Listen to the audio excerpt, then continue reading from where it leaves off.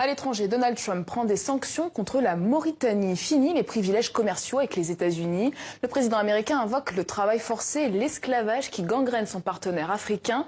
Le gouvernement mauritanien lui dénonce une trahison. On part à Washington où on retrouve notre correspondante Sonia Dridi. Sonia, pourquoi cette décision si soudaine de l'administration de Donald Trump ?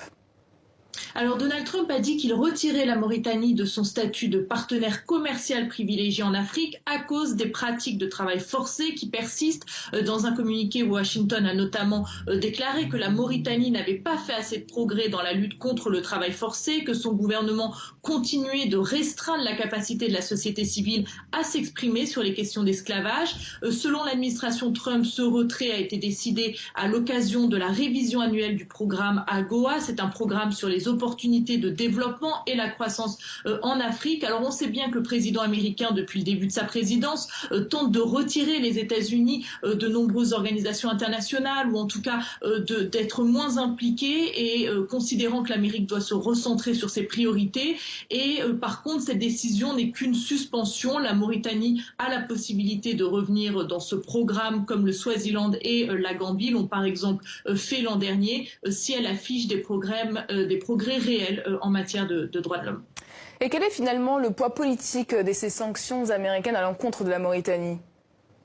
Alors c'est symboliquement assez fort, mais surtout pour la Mauritanie qui n'a pas bien reçu cette nouvelle, mais finalement cette décision a peu de poids politique et économique. Les liens commerciaux entre les deux pays sont assez négligeables et puis en fait les relations entre Washington et Nouakchott étaient déjà plutôt tendues depuis quelque temps. Les États-Unis dénoncent régulièrement des emprisonnements de militants politiques et puis récemment il y a eu une délégation d'activistes américains qui avait été invitée par l'ONG SOS Esclaves Mauritanie, qui a été refoulé à son arrivée à Nouakchott alors qu'il y avait une concertation au préalable avec le gouvernement de Mauritanie. Donc cela avait déjà aggravé des relations assez fragiles entre les deux gouvernements et ça a aussi peut-être poussé les États-Unis à prendre cette décision.